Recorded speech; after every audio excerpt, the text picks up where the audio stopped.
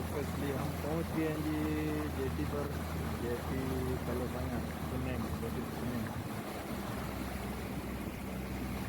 Boat का engine बंद कर दिया गया है। अब इसको बोट को लंगर अंदाज किया जाएगा जेटी के साथ।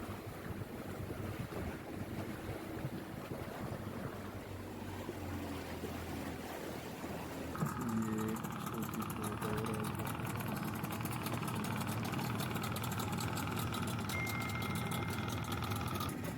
अब उतारेंगे हमारा सामान वगैरह सारा और फिर अपने अपने ट्रांसपोर्ट में जाएंगे घरों को। Okay guys, Allah Hafiz. Thanks for watching video. Please subscribe channel, like, share video. बारिश तेज होने की वजह से Okay, terima kasih सफर banyak-banyak. तो जारी नहीं रहता। Semua penonton yang tengok video तेज ini. हो रही है।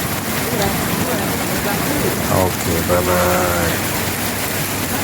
Terima kasih, thank you, syukriya. Allah Hafiz.